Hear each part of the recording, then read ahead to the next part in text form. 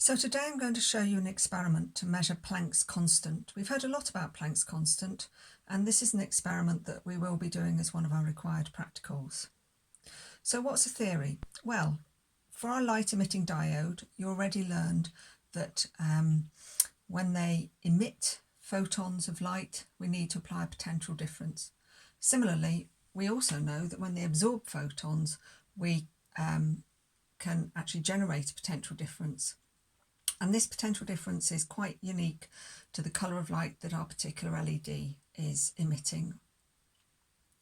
So we're going to use the equation E equals HF for the photons being emitted from our LED, and that the energy of any electron that's crossing over and losing its energy and releasing that photon is equal to the electronic charge times potential difference. What that means is if I set up a circuit like this, so I have my power pack and a potentiometer or a potential divider to control the size of the potential difference I'm applying to an LED. So I'm going to control the size of the potential difference across this LED, and I'm going to measure the voltage using a voltmeter at the exact point when my LED just starts to release light, release photons. I'm going to be investigating 3 different types of LED: red, amber, yellow, green and blue. As you know, each photon of these different colours of light have the different frequencies. I'll show you that again at the end. That means that the energy required to release our photon will depend on the colour of the photon being released, the colour of the LED. So I'm going to measure with you the size of the potential difference across this LED when it just starts to glow. And I'm going to control that using this potentiometer. So I've just made that dimmer, and you can see I've got a reading which is around 1.96, but the trouble is it's actually quite bright. So what I'm going to do is turn off the light, start taking some readings, change the LEDs, the different colours, take other readings, and then we can work out have enough data to actually plot a graph and see if we can work out the energy of the Planck's constant.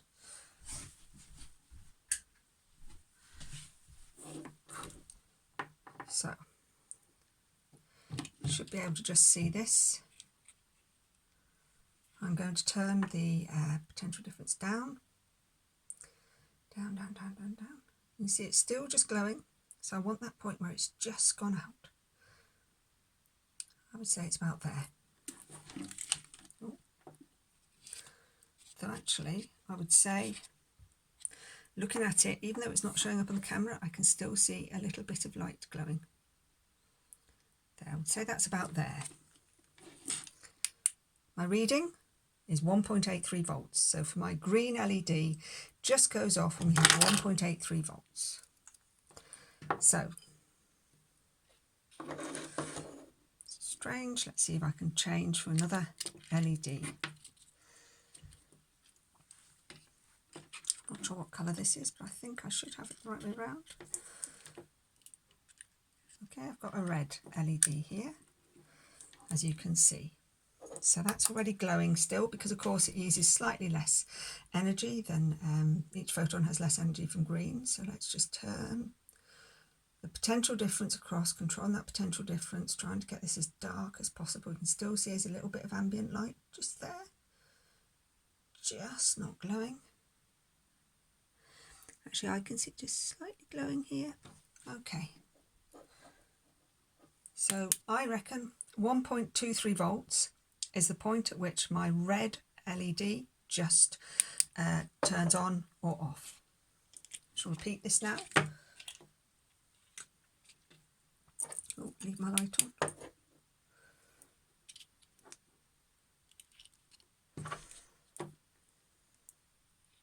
I've put a little cap around each of these LEDs because I do need them to be, okay, I've got amber here. Let's turn that off. You can see that amber light.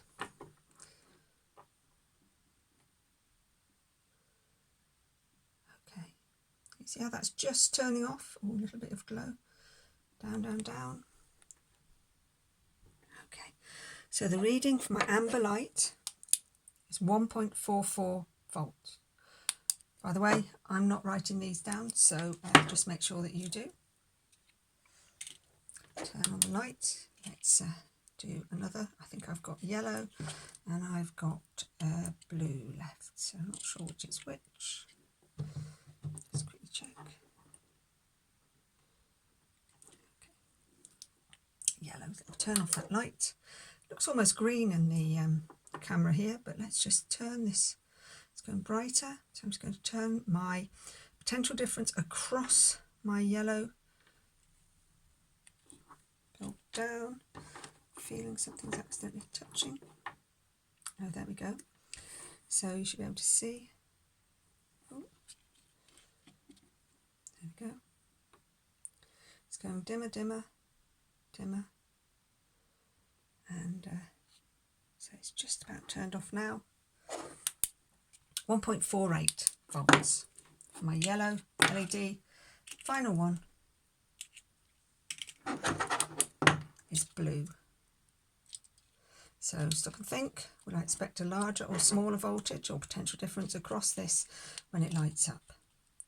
Our blue photons got more or less energy. I'm just trying to get that connected. Than yellow ones. Right, there's my blue LED.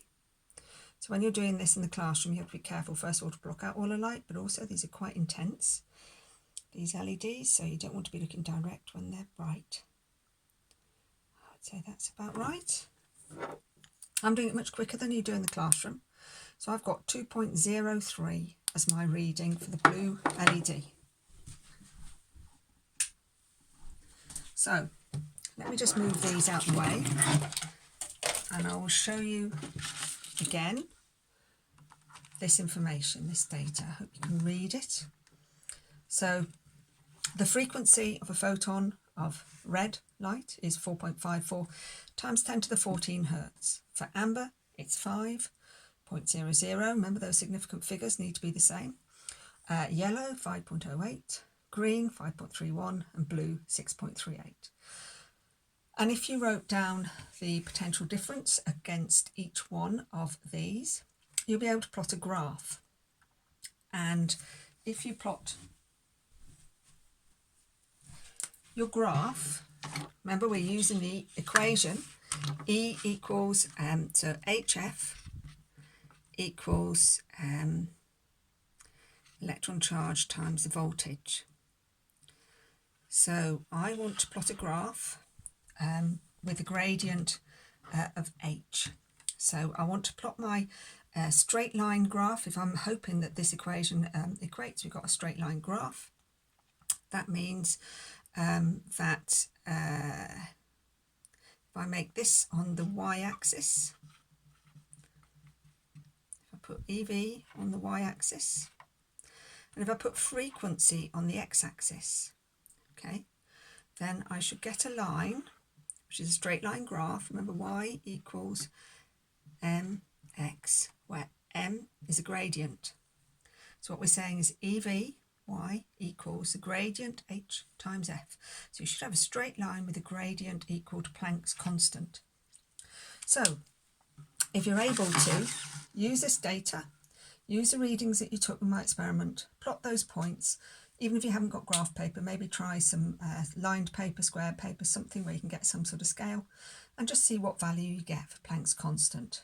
If you can't remember what it is, please look it up, and let's see how good this experiment is.